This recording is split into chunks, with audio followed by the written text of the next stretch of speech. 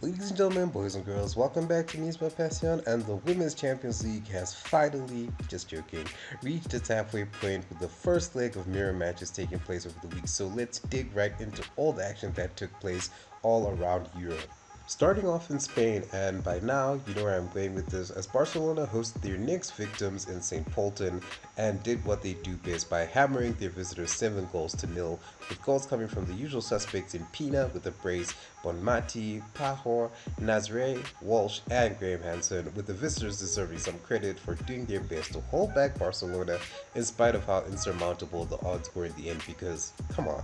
it's Barcelona. But anyway, let's move on to the next game. We take a trip to the boot of Europe to Turin, where high-flying Juventus met fellow elite performers in Arsenal in what was arguably the biggest showcase match this week on paper, apart from maybe Roma vs Lyon, which we will touch on later in the video. But back to the Bianconeri, and this match was honestly everything you wanted it to be, with it being highly frenetic from start to finish as both teams got their time in the spotlight when it came to threatening to score a goal, but Arsenal were by far and away looking more likely as time and again they tested Juve keeper and ironically former player Pero Maignan, who stood firm for the most part up until Frida Manem riddled in a goal that the keeper could not resolve to save to give the Gunners the lead going into the second half.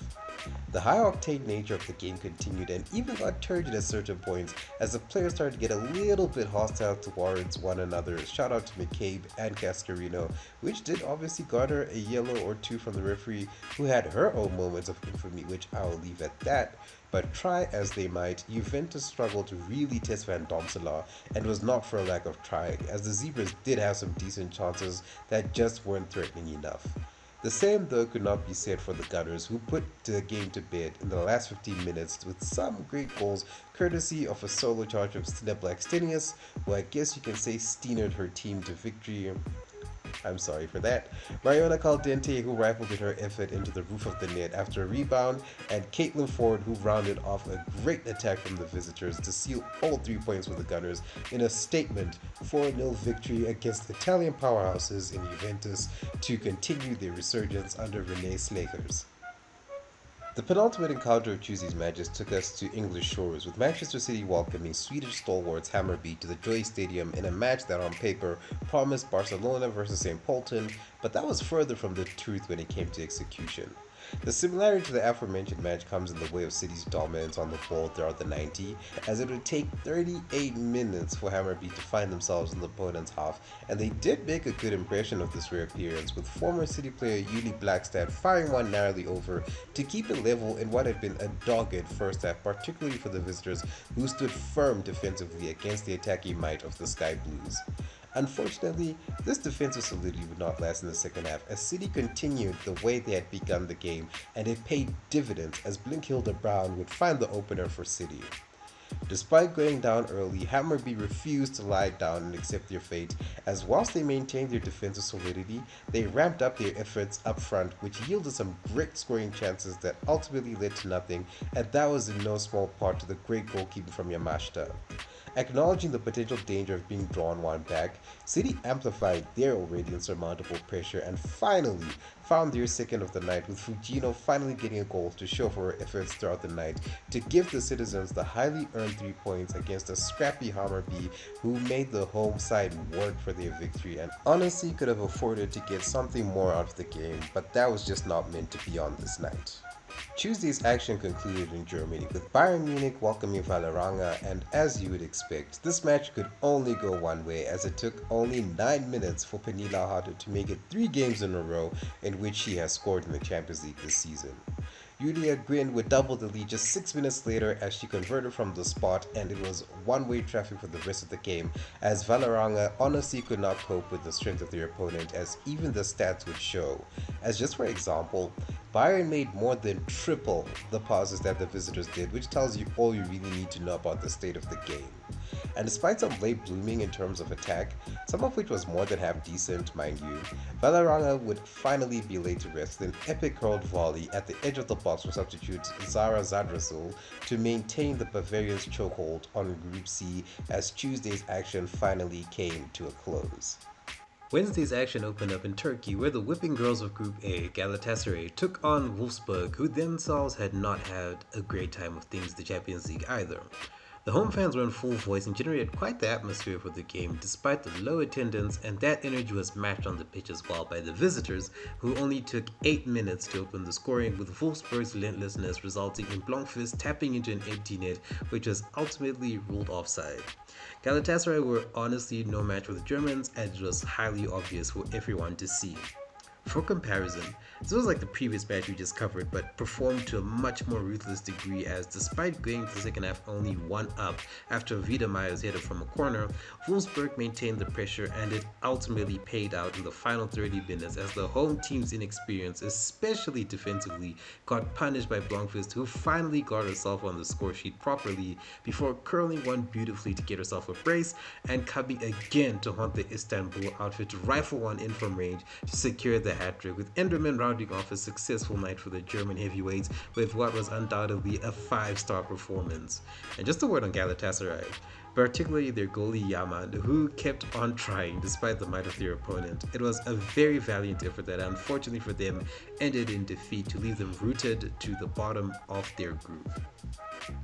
We return to Spain for our next match, and this time we go to Madrid, where Las Merengues welcomed Dutch champions Twente, who immediately got shell-shocked in the opening 3 minutes with a vicious strike from Senior Brun, courtesy of a Caicedo and Vea link-up to start the attack. Twente did their best to shake off the early shell-shock, but it was a futile cause, as Mendes would double the host lead 12 minutes later from a corner set piece. To their credit, Twente put up an admirable effort to get themselves back in the game, with some good attempts that forced Misa Rodriguez to be called into action on more than one occasion, but Madrid maintained their composure to see out the first half.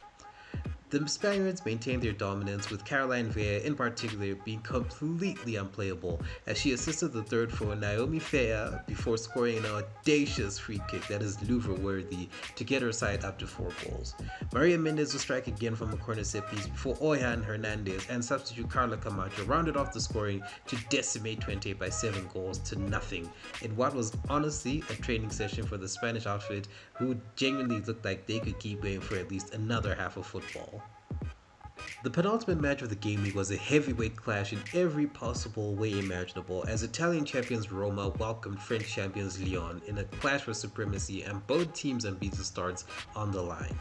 If you've noticed by now, the running theme of Wednesday's games has been that experience is the biggest decider so far, and this was on full display in this match, particularly as Lyon bossed Roma around like they were first-timers. In spite of that, it still was a heavyweight clash, just believe me on that.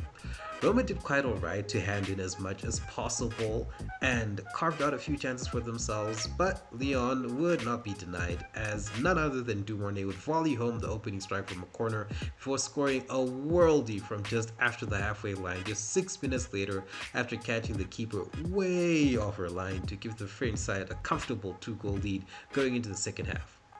Down but not out, Roma came back swinging in the second half, as it appeared as though they had figured their opponent out,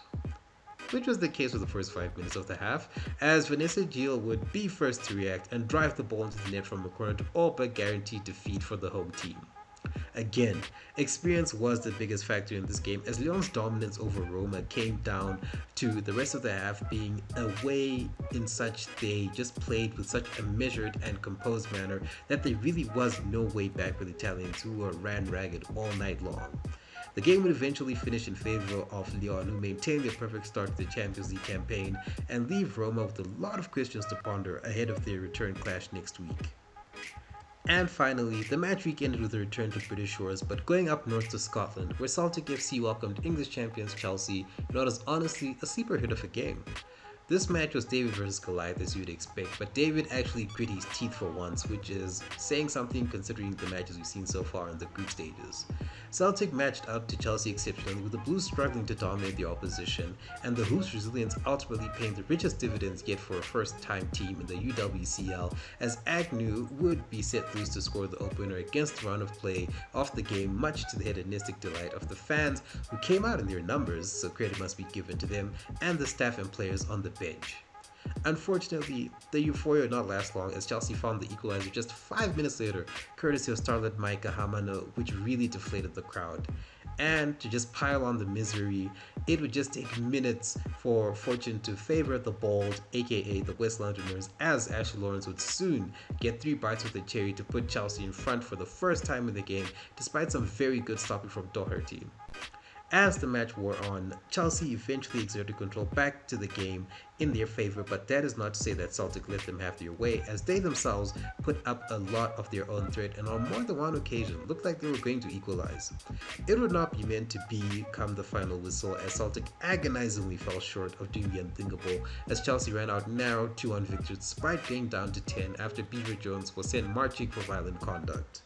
Celtic have inarguably come on leaps and bounds since their opening match, as evidenced by this game against Chelsea, but they did try everything they could, and unfortunately it just wasn't meant to be. But a lot of credit must go particularly to the likes of Doherty, who was imperious between the sticks, as time and again her goal was besieged by the away team, but she answered the call every time she was needed, and hopefully the squads can build from this performance and possibly attempt to claim a major scalp before the conclusion of the group stages.